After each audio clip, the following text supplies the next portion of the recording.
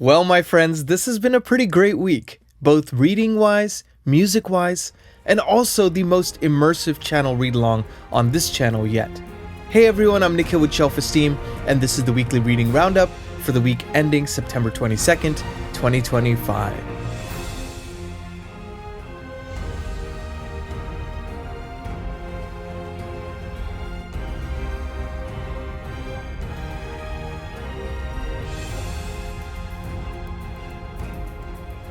Hey everyone, welcome back to the channel. I'm Nikhil with Shelf-Esteem. I'm a composer, now also a booktuber. You can find my music in The Wheel of Time, Season 2 and 3, His Dark Materials, Season 3, and the newly released, and now for your Grammy consideration, The Hills of Tenshiko, the featured musical number in The Wheel of Time, Season 3, Episode 6.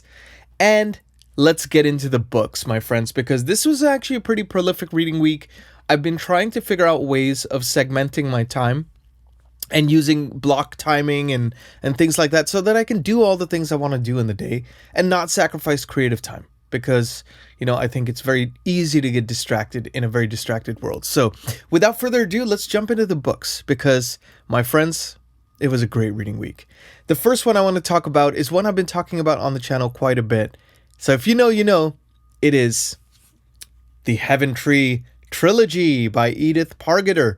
This is a book that have been currently reading with Jake from Nerd Level Rising and famed author, fantasy legend Jenny Wirtz herself, who recommended this. She said, hey, Booktube usually has a lot of the usual suspects in terms of books that you should check out, but what if there was one that is phenomenal but somehow slipped through the cracks? You want to check it out? So we decided to. Over the last 3 months, we've been reading one a month. We started with The Heaven Tree, then we followed it by The Green Branch, and then now The Scarlet Seed. You guys, this is a masterpiece. This is going to be in contention for Book of the Year for me. There's no question about it. It's actually going to be a very hard one to beat because Edith Pargeter makes you care about every character, every side character. She fleshes them out in a way that I've rarely seen in historical fiction, and it doesn't seem like it should have the most interesting premise. It's about a guy who has artistic proclivities and he is hired to build a church in the year 1200.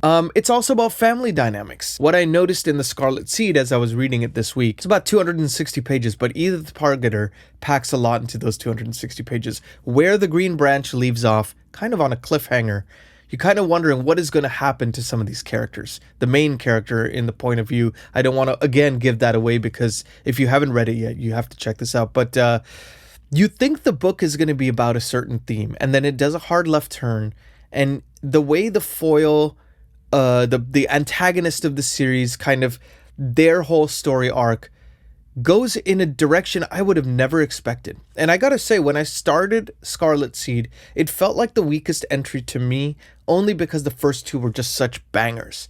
But as I got to the midway point of it, I understood what Edith Pargeter was trying to do here. She was trying to outline this theme of compassion, of redemption. She goes in places that you wouldn't expect characters to go.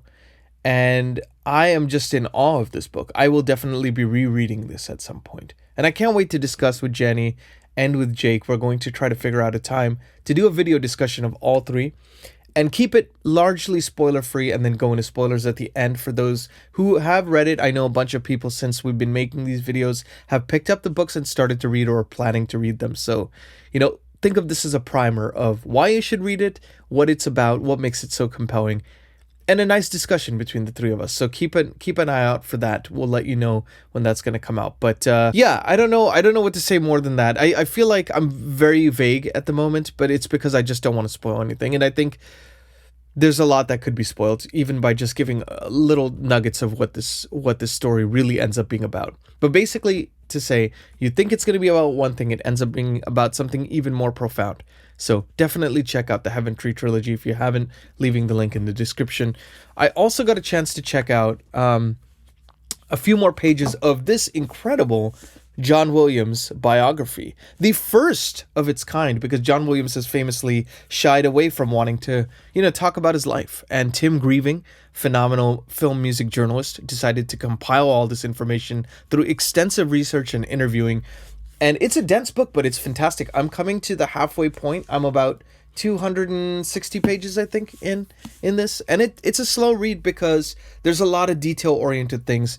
You learn more about John Williams' family and how his grandfather was, part of that very first silent age of silent films, kind of music. And then his dad was like a drummer as well. And so you kind of see he came from a musical family. And I'm kind of at the point now where he's working on the score for Raiders of the Lost Ark, the Indiana Jones film. And for those of you who don't know or are not familiar with John Williams' work, I promise you are familiar, you just don't know yet. He wrote the music for Jaws, Close Encounters of the Third Kind, Star Wars, Superman, the original. He wrote the music for E.T., Home Alone, Jurassic Park, Indiana Jones, Harry Potter. Like he's something else. Schindler's List. So he is the greatest of all time, in my opinion. And this really gives you insight into his creative process. So if you're ever interested in learning more about how people create what they do and their commitment, their unwavering commitment to their vision, their craft, day in and day out, this is really inspiring to actually read that the greatness comes from the small, ordinary moments, the seemingly mundane. And I just kind of love the way this book captures that. So if you would be interested in checking it out, I highly recommend it personally. I think it's great for musicians and non-musicians alike. So great book here. And then on my Kindle Scribe here, which I love this thing, by the way, because it's like about as big as a hardcover, so you can actually read in a nice format here. But I've been reading the first book of The Drowned Kingdom Saga by P.L. Stewart. Now, this has kind of gotten like a Atlantis kind of a vibe to its fantasy. Very unique world building. I'm reading it with I, Samwise, Preacher Reads, Philip Chase, Dr. Fantasy himself, Jake from Nerd Level Rising, David from Four Corners of the Page. I hope I'm not forgetting anyone. Trying to think. Oh, and of course, Shay from Zachary Shay. And yeah, we're all reading this together, and we are going to be discussing it, I believe, on the 27th. So watch the space for that as well. I'll keep you posted. I will say, it took me some time to get into this book. I'm about the 33% mark now. And I have my work cut out for me, but I'm really enjoying where it's kind of the story has gone now.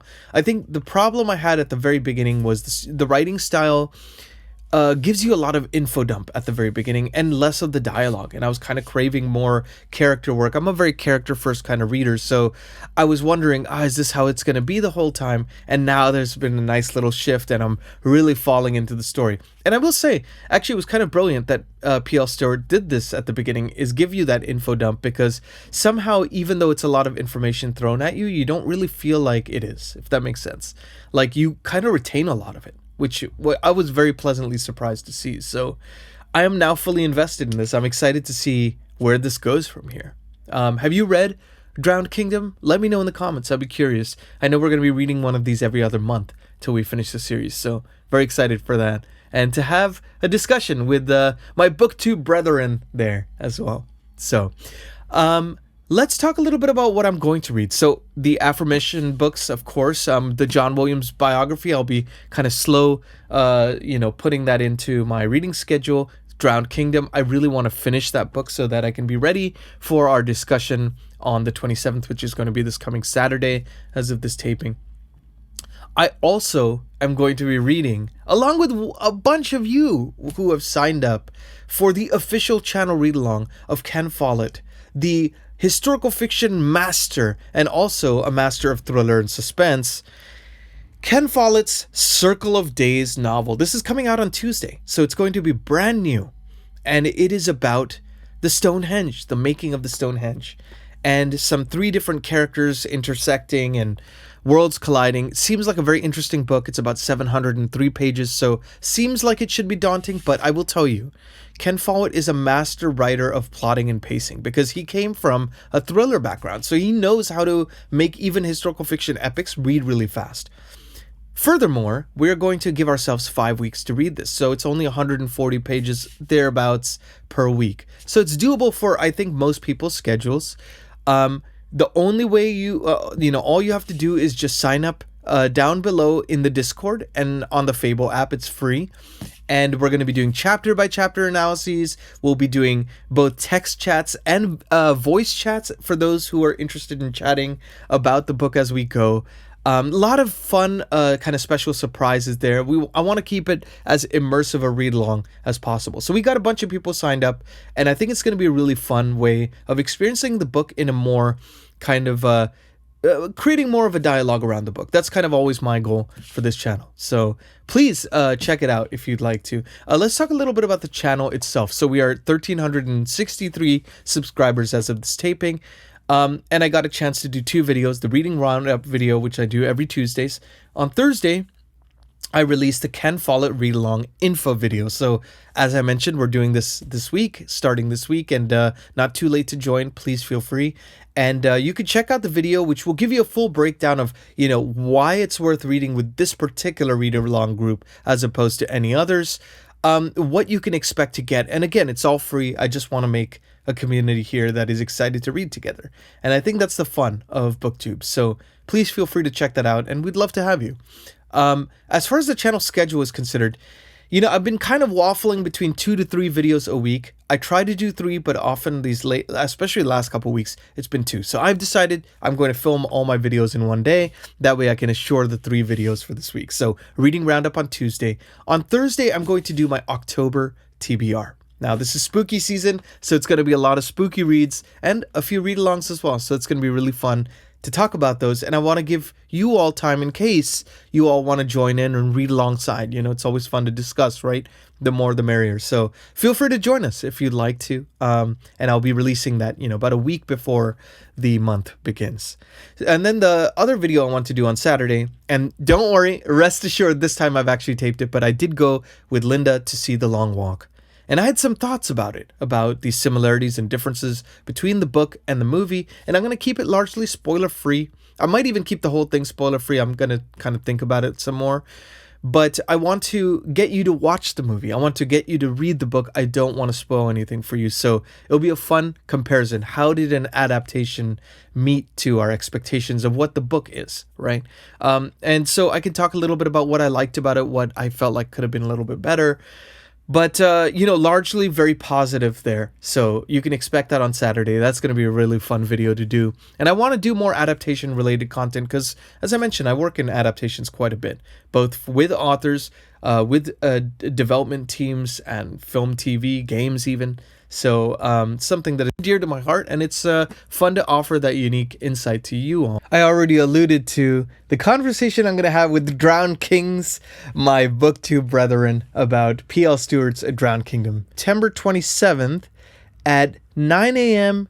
PST, 12 noon EST, and doing the math, I think 5 p.m. UK time. So it should be right in the sweet spot for everybody, and really looking forward to having that discussion with all those fine gentlemen. Then I'm going to be hopping around that day. I'm going to be at 11 a.m. PST, 2 p.m. EST, and 7 p.m. UK time. I'm going to be on Joanna Reed's channel. And I'm so excited for this because she has kindly asked me to be a guest on her Why Read segment. Now, Joanna is one of my favorite booktubers. I just love her thoughtful takes on fantasy and literary fiction. I feel like she understands characters and themes and really dives in so eloquently and deeply.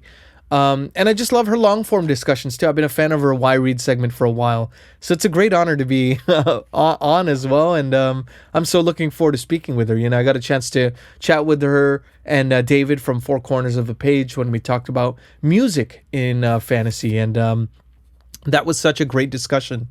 And it's always fun, meeting the people that you have admired for years. So, Joanna, thank you so much for having me. And I'm excited for this, what will be a really fun discussion. Then also on Thursday, before I forget, because this just came in this morning, but Shrikant from The Nostalgic Dragon, who's had some great illustrious guests. He's had Steven Erikson and Ian Esselmont from Malazan fame on his channel. And I love the way he kind of introduces a Zen Buddhist take on fantasy. And I just love his channel. I've followed his since he kind of got started. So he has asked me to be a guest at 10 a.m.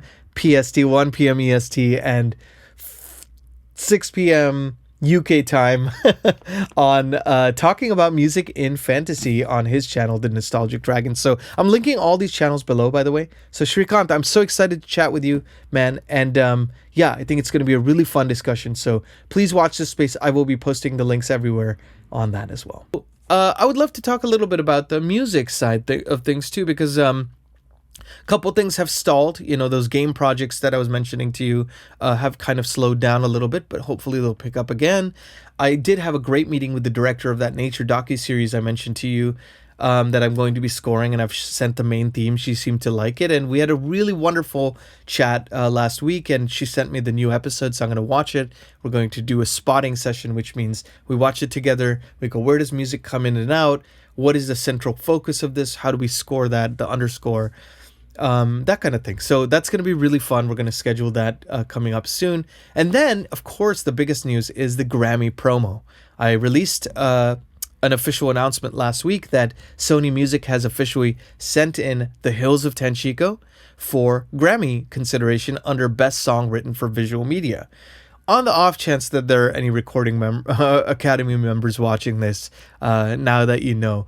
And I'm leaving a link to the song in the comments as well, in case you want to check it out. But it was, you know, one of the greatest joys of my life. I'm so grateful to Lorne Balfe because he gave me the opportunity of a lifetime to write this music to amazing lyrics. And I'm just so thrilled to see what the fans have done with it. They took it and run with it, you know, and to see that Sony is interested in helping to kind of push it is really, really heartening as well. So I will be on full-on Grammy promo mode over the coming weeks as well. So a lot of work to be done, but a lot of fun work to be done. So how was your week? Did you guys read anything cool? Anything interesting happened to you this week? Leave it in the comments and let me know, because I would love to know, you know, what you think. And again, if you missed the link when I posted it earlier in the video, I'm leaving the link to the Ken Follett video right here below, and you can check out that so that you can join us on the read-along that starts Tuesday. And if you're a few days late, don't even worry about it. It's totally cool. We have time. So feel free to do it at your leisure, but we would love to have you involved. So feel free to join us. Discord, Fable, and all the other links are below. I'm Nikhil with Shelf-Esteem. Be good to yourselves, be good to each other. I will see you on Thursday with another video. Take care.